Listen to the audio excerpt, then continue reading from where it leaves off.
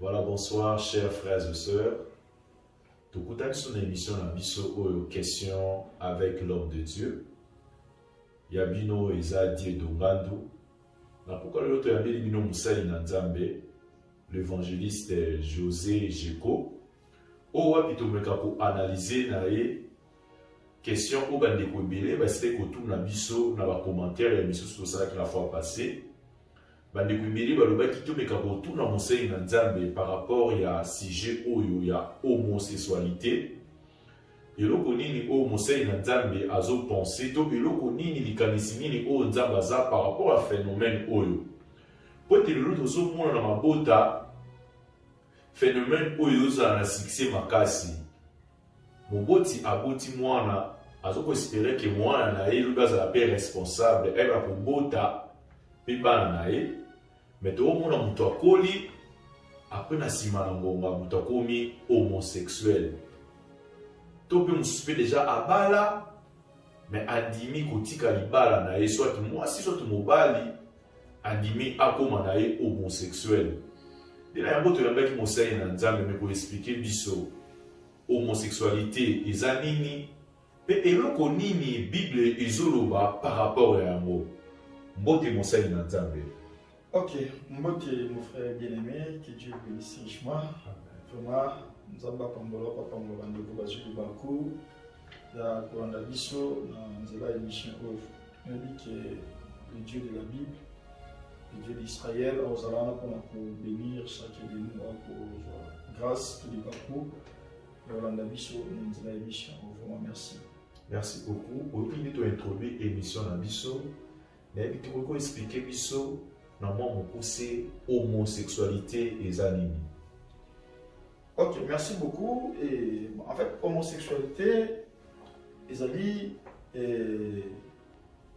donc en fait, selon Batou ou Bapéchan au Congo, Ezali, relation amoureuse entre deux personnes, ou soit deux personnes de même sexe. Donc, Moubal, moi-ci, puis moi-ci. Alors que na mingi na mibali babenga bango ba gay et na basi ba utilisera mingi ba mot sur lesbienne. En fait, l'homosexualité zali deux personnes de même sexe na sur ba awa de ba sangani na même idée okoma mutumoko. Donc c'est ça la définition de la homosexualité selon le dictionnaire Google, donc c'est ça. Et comment selon Liloba Nanzambe, il reconnaît les Bibles par rapport à Yango. Bon, en fait, déjà, par rapport à Liloba Nanzambe, les alliés, moi, un peu différent. Na regard la Bible, quand on dit ça, thème oyo. Dans la Bible, quand Dieu a créé l'homme et la femme, Nzambe a créé quitté Mubali na Mubali. Et il besoin que Dieu créé l'homme à la liste qui Mubali Kongi, puis après, na Mubanza Mubali qui Mwasi. Et si on est plus loin dans le livre Genèse, chapitre 2, verset 27 à 28, au moment laquelle il besoin que l'homme, on a créé qui, l'homme quittera et son père et sa mère et s'attachera avec femme. Donc l'homme a aussi par ma parent a été pour s'attacher na moi mobile mususu. On a des gens selon l'éclaircissement de la Bible des bandeli. Donc mobile a aussi ba boti na ye a sangana moi si ba comme un seul chair. Ici comme on déjà Bible sur le baquet ba sangana mobile pas comme un seul chair. Non.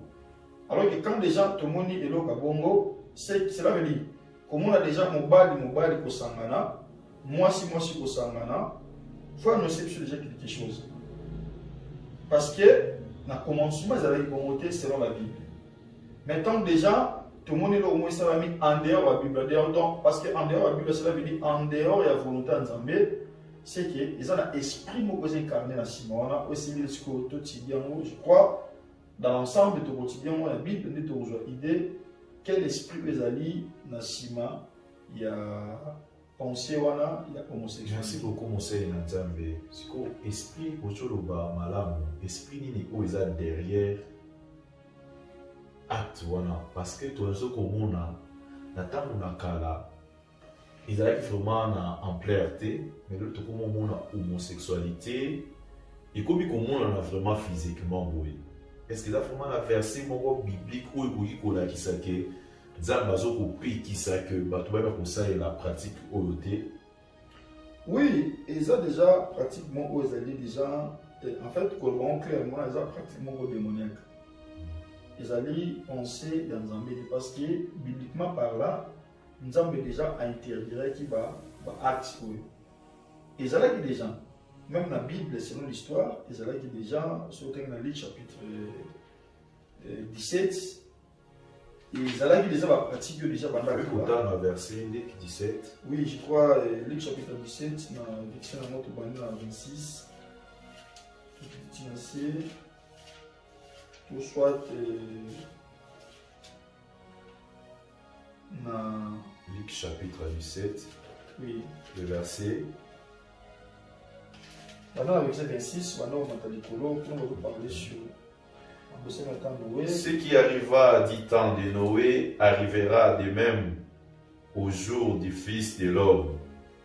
Les hommes mangeaient, buvaient, se mariaient et mariaient leurs enfants. Jusqu'au jour où Noé entra dans l'arche, le déluge vint et il fit tous périr. Ce qui y arriva du temps de Lot arrivera pareil. Les hommes mangeaient, buvaient, achetaient, vendaient, plantaient et baptisaient. Mais le jour où Lot sortit de Sodome, une pluie de feu et de couvre tomba du ciel et le fit tous périr. Merci. Ce que nous avons Genèse chapitre 19, la première verset, on a une description de parce que ici, quand on a dans le livre Luc chapitre 18, il y a tout simplement.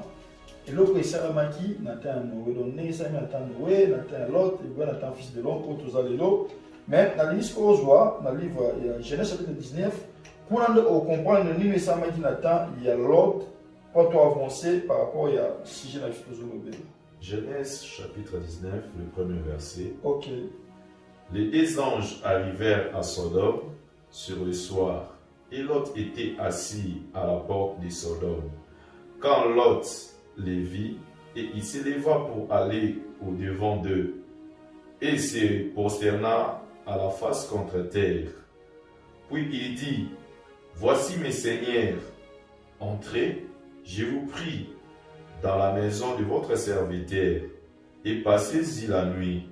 Lavez-vous le pied, vous vous lèverez de bon matin, et vous poursuivrez votre route. » Non, répondit-il, nous passerons la nuit dans la rue.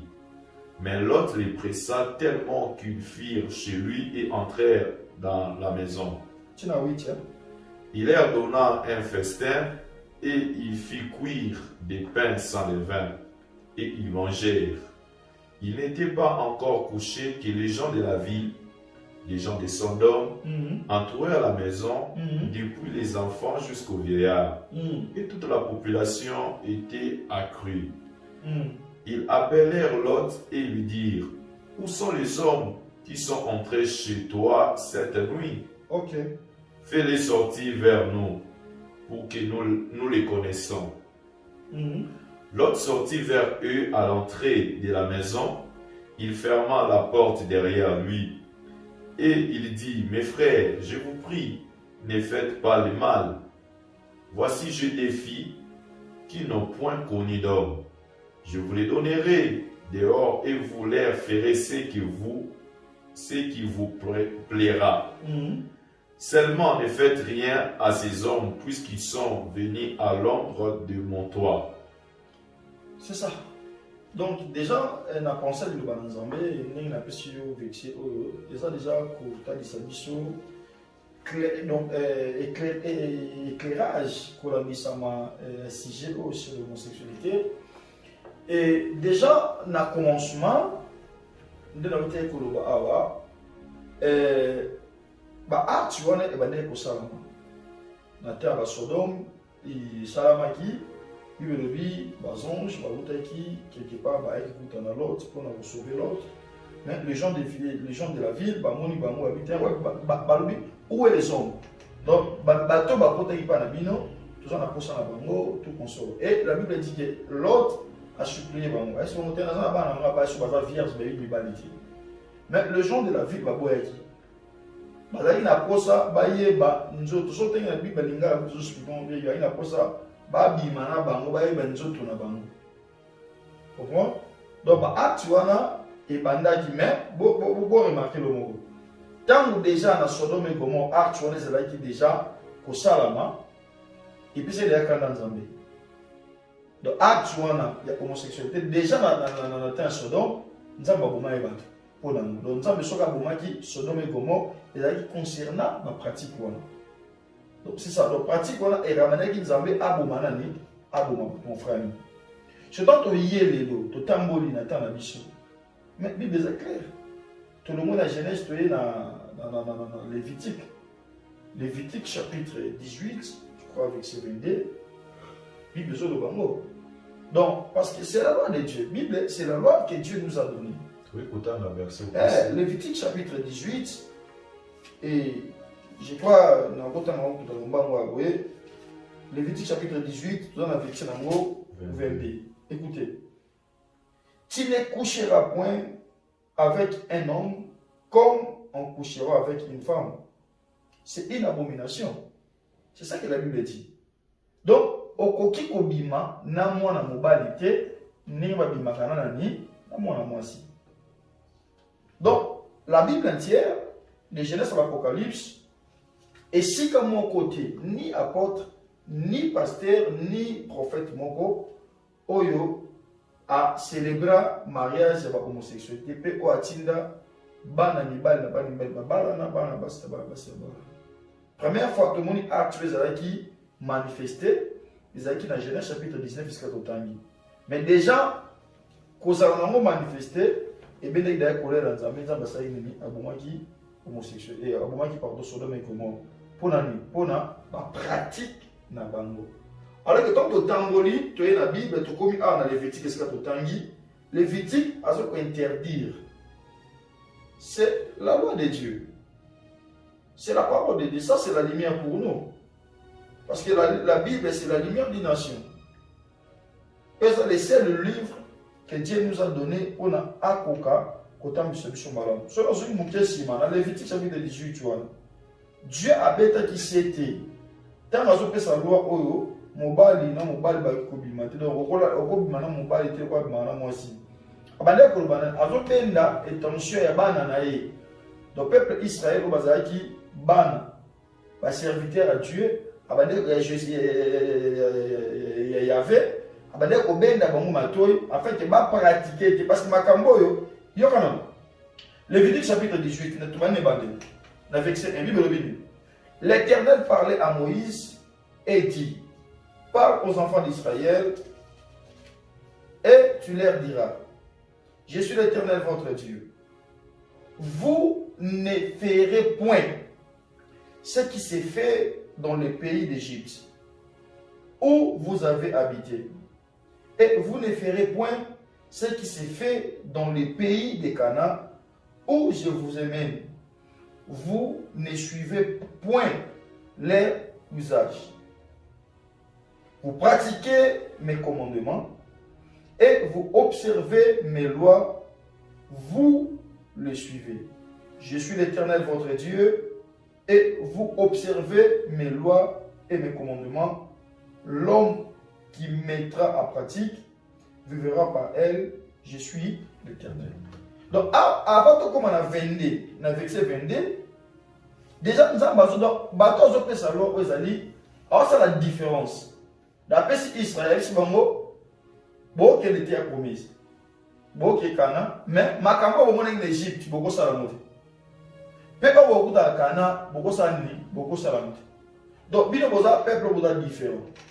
Donc tant que tu quittes les colos bani ko pesa bon suba commencer au tel va commandement, mais c'est bélo à pesa qui bon et parmi va commandement, mobali akoki kobima na mobali te nde babimaka na mwasi. Donc cela veut dire ezalaki makambo bande kosalama.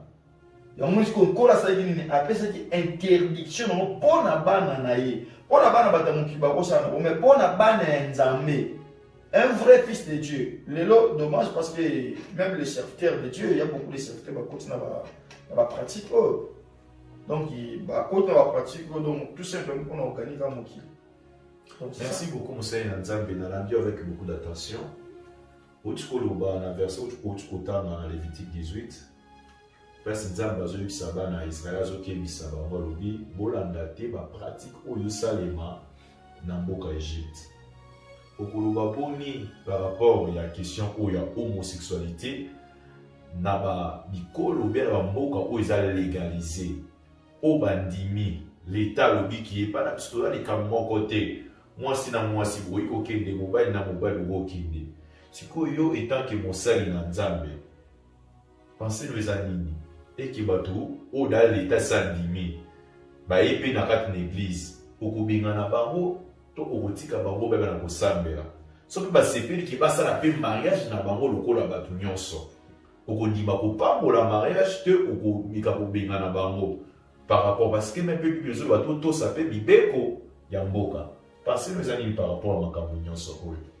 En fait pensez na ngeza boye par rapport à makambo oyo mon frère ami yo na chemine lo moko avant l'état aya na mokili la Bible de Jésus l'a dit. Avant la loi, la doctrine, la loi, tout autre chose, la constitution, la donc, la parole de Dieu est souveraine. Elle est souveraine au monde qui peut changer la mode. En fait, moi, je suis serviteur de Dieu. Je suis serviteur à l'État. Dès lors que l'État a lobby pour il faut gagner ça. Non. Je ne sais pas parce que l'éclairage, le balance en besoin de ça, il y a moins de l'été pessimiste. C'est ça, au moins, que même dans la promesse de la Bible, c'est lui qui gardera la parole. Si vous me gardez la parole, vous tenez sur garder la parole, à la promesse sur le promettre.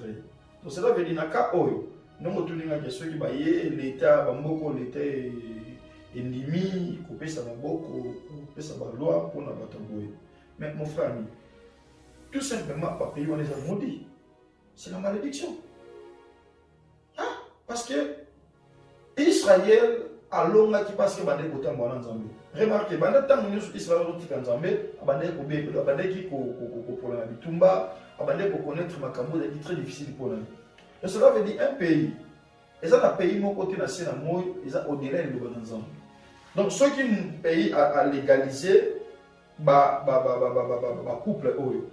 Et il kolobate que loko la pays mon ko boye, quelconque est légalisé, biso to ba oui. Amen. Non. Parce qu'il faut que l'on bosso. Projet à diable. Diable est en salle à makambo. Donc, bataille bosso bazaka cible. Et diable, c'est nous les chrétiens. Tout ce qui diable bazo salawana, tout ce qui bazo salawana. Parce que ce qu'on a dit, plupart bateau bazali na ba administration wana, bazana ba tribunal, bazana ba niveau likolo wana, na ba mboka ngo, na ba tête ya mboka ngo, so tali bango, ce sont des scientifiques. Ce sont des bateaux bazali. Oh, le lot bazo mais mon monde n'a détriment total. C'est ça. Parce que la Bible est claire. Il y a un ballon qui acte on est pour ça la mat. Alors que tant déjà la Bible est c'est ça la loi de Dieu. Parce que tant que tu bailler, malgré la Bible, c'est ça l'antichrist. C'est ça. Parce que c'est quoi l'antichrist? C'est l'antiparole. Comment est-ce que c'est ça l'antichrist? Parce que mon tour de l'Anzambe c'est établi le bité. Eza bongote, eza te. O Nzamba atie, o ekomami, Bible o ekomami c'est ni, ekomami. Parce que tant que vous na loi, est-ce que loi wana, eza kolandisama o ekomama oui ou non? Ce que eza bongote quand ma photo rejeter ngo. Donc ngale na zabu l'église on na kambaga, so yi muta bongo ayi, bato bongo baye pour na pangola bongo carrément na boye. Malgré la loi, ce qui est écrit.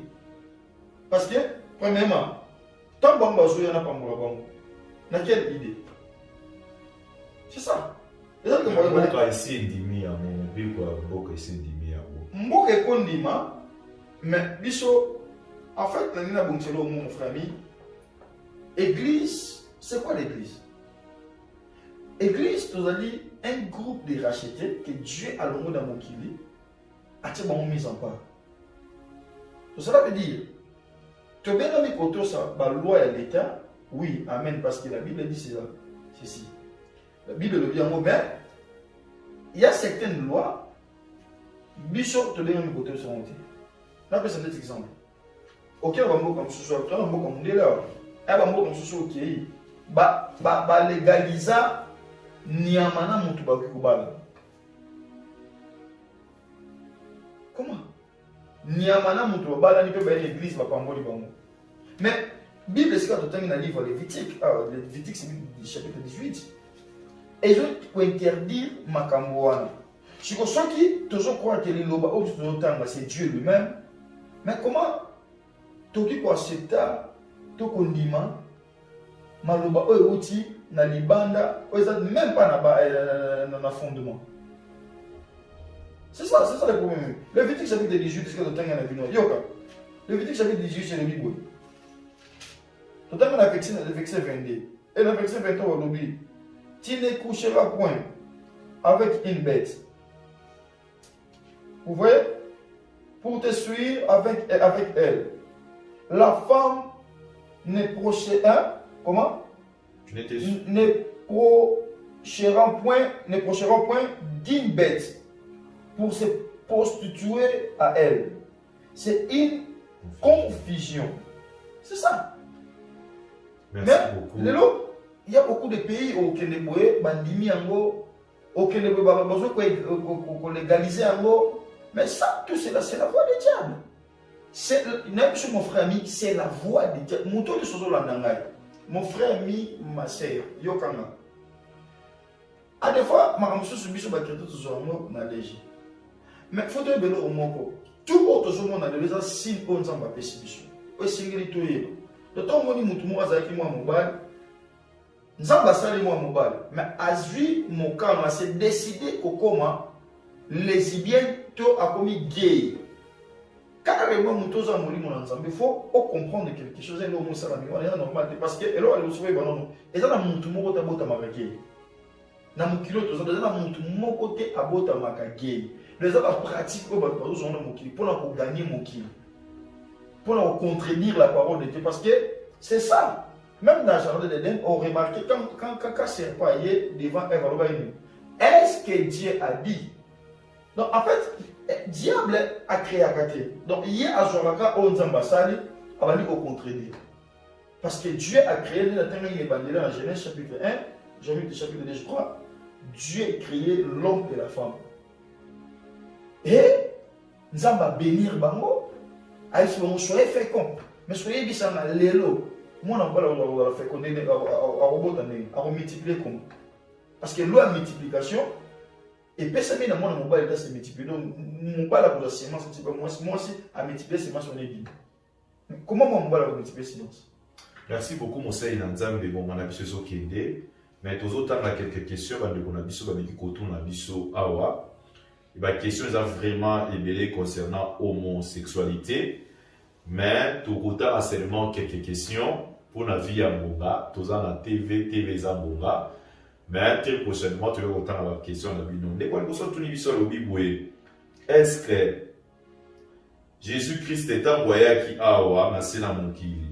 Alors, il a équipé homosexualité.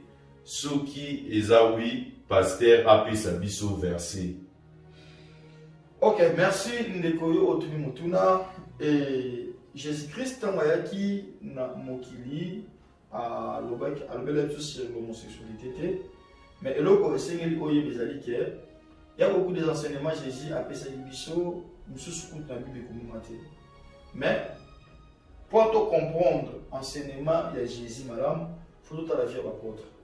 Est-ce que l'apôtre va le qui ou va le qui? Si l'apôtre va le qui, cela veut dire il y a son dans le livre il y a Jean chapitre 17 au pesa qui nous enseigne ni na pesa mon bon. Dans tant mon quoi je qui ont monté mais la vie à l'apôtre déjà.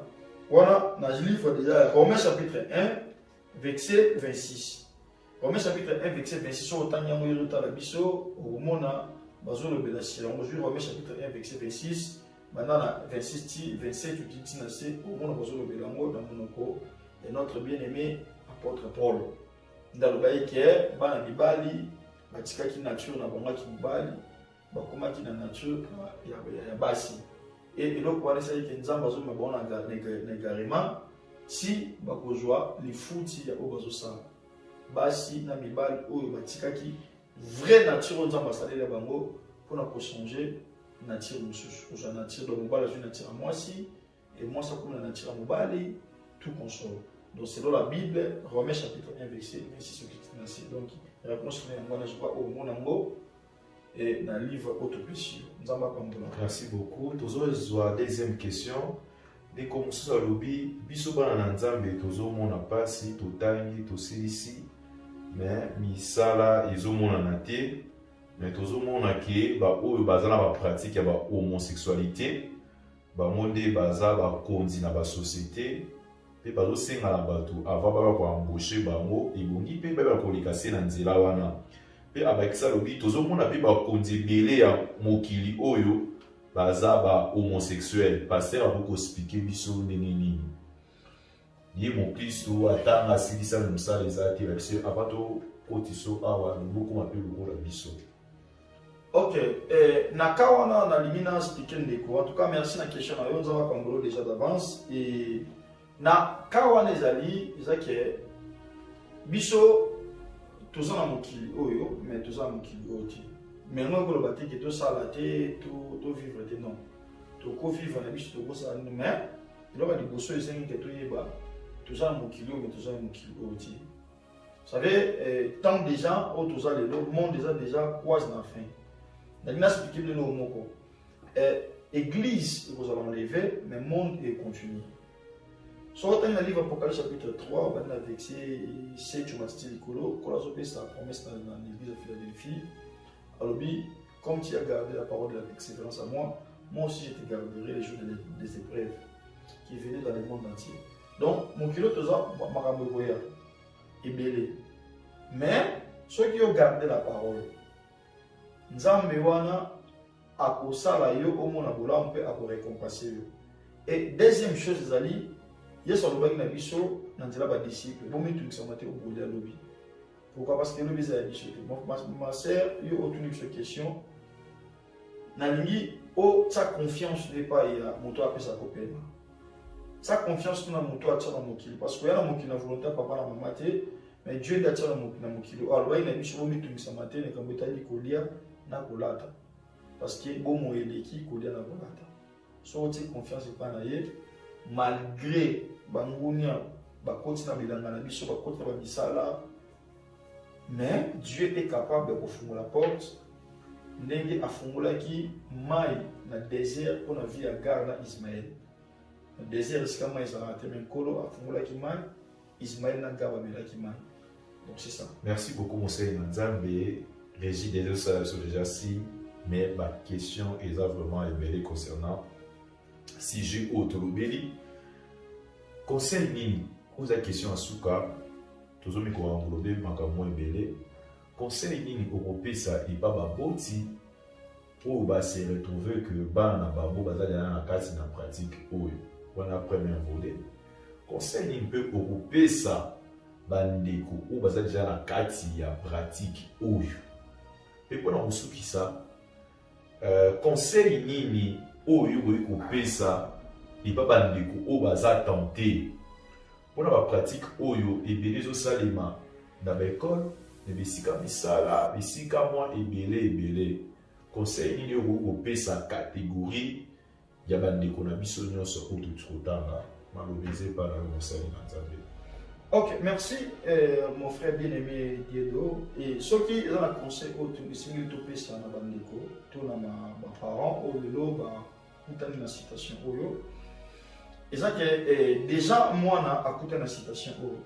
Jusqu'à tant qu'un parent ou bengani ko bonde toujours Nzambe pe ko talisa toujours moi. Nabi que dans certains moments déjà sont d'accord dans la pratique au boye, ils ont exprimer côté la comme ateti. Alors, donc, nous sommes déjà pas mal. Nous sommes déjà parce que pour rater le temps, nous sommes avant à côté de la pratique. Donc, les seuls qui ont commis sur la capacité de changer mon thème, il y a besoin de un bon chemin, la raison, l'Éternel Dieu des armées, au Yassalaï. Donc, cela veut dire, en tant que parent, il faut jouer tant pour se sacrifier, pour bon de la panzambé, ceux qui ont mon ami, et ça là, rôle, il y a femme canadienne, il y a femme canadienne, moi, c'est moi, on a là, à qui pour le Jésus, malgré l'opposition que tu as, malgré la difficulté pour avoir réponse à quelque chose, mais à l'éma qui a persévéré. Donc, pour les parents, à persévérer. Alors que pour les parents, déjà dans le cadre de la et conseil les amis, surtout les gens qui appellent pour le théâtre, Congo, mais il va théâtre, musicien, même pasteur, continuer à pratiquer.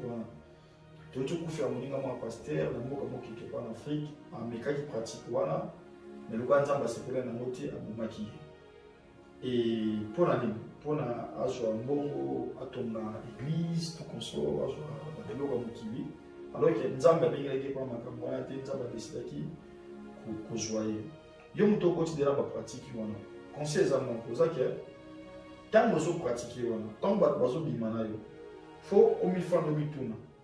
Nini o bon bazo gani pana. C'est ça. Yezo mona mutu abimina yo apesi bon sombi jeep, sombi ndako junda kwa foute la main. Faut que les au delà wana ndenge azo sala bo, ndenge azo pesa nga mungu. Na moi pratique à mukie o. Parce que nini o yazo zela et pas inanga. Parce que alors ça la moi à 20 ans. Donc on dit que bungisa vie éternalité. Mon frère, ma soeur, yo au côté na ba pratique yo landa na alam. Liboso na yo oyebité. Et là que ça ma 30 minutes na vie na yo, liboso vie na yo bien moté. Tino mo tambola wana, si mano mo na moté. Donc mutayebi vie na yo eza nzambe. So tango au côté na ba pratique oyo. Tala ba vient ba mena. Kaba masanga loyenge tout conso vion ki na nonga bomo alors que ça autres va bien que l'autre national na bondeli yo ko ebisa yo ko tala te mo ki les opesa yo les jours où au kufuza yo et la Bible dit que Jésus revient bientôt tant lui comme on a vu mon tout se retrouver moko devant jugement aux ayo donc c'est le moment aux oyo kamisho Bible biso boyo ki moment on a bokanga mitema na yo. Yo ne construit grâce à l'homme. Nous avons 4 pratiques. Nous avons le théâtre, nous avons le pasteur, nous avons 4 bannies. C'est le moment où nous avons décision. Nous croyons que si nous avons une décision, le Dieu de la Bible a connu que l'homme peut avoir une salon dans le sens qui est bon tout. Nous avons une qui est après 7 ans de 4 ans. Donc c'est ça. Et pour nous avons tenté de menacer ma cambouana. Mon frère Ndima Ola Anzala. Ndima Kozanga. Mais, Kobebi sa droit de naissance. Droit de naissance, c'est une forme sans ce qu'on s'en qui vous montre. Parce que l'homosexualité, c'est l'abomination. Donc, il y a plus qu'un péché. Donc, ça, c'est la contradiction de la parole, de la pensée de Dieu. Dans le qui montre dans le bal, va multiplier. Mais diable à renvexer, à jouer mobile, moi c'est tout cela pour l'année. Pour la vie que t'as naïe comme moukié. À bientôt. T'as la bassine tout le monde a moukié. À bientôt, diable va nous habiller. Soit là qu'il y ait là pour ça. Malgré la tentation, il faut aimer le mot, il y a sur la tentation. So vous avez moi en Zambie, bon la bande comme maman. Mais il s'en va qui nous t'habille quand même. Donc c'est ça. Soyez fort. Si quelqu'un vient en Boko Nzambé, comme il y a des distractions, parce que au ça fait dans les opérations relation dans Nzambé, si quelqu'un Nzambé joue, dans ce qu'on a vu passer, la parole à l'autre, tu vas venir au Kwami. De l'autre, au côté de Makambo, un jour comme ce, et qu'au Bible c'est censé vous montrer. Donc, on a une conseil pour nous, c'est que Dieu vous bénisse. Voilà, merci beaucoup. Vous avez qui belé ya Babiso, na ba TV la bino, Nzambalola na Popango la bino. Certes, la question est belée à tout le monde, et peut-être que tout le monde qui questionne, mais au moins qu'il y a des cas qui étaient, tous les gens sont toujours connectés, questionnent, et bien tout le monde, et pas mon salut dans Zambé. pe tozoyebisa yo kotika commentaire na yo na émission na biso ya lelo mosali na nzambe akoyeba korépondre na baquestion na biso nyonso tolobelaki lelo sur homosexualité lolenge tozomona yango ndenge ezosalema na mabota na société oyo toza mpe mosali na nzambe ebe kopesa pensée ya nzambe par rapport ya likambo wana mpe koyebisa biso toza bana na nzambe ebongi te tuba kose conformer na bapratique oyo ça sert à rien koyebana koganye mokili oyo mpe na nsima oyo akobungisa molema na yo en tout cas mpona pokwa lelo nzambe alolebana kopambola biso nyonso tokutani na numero oyo eza koya que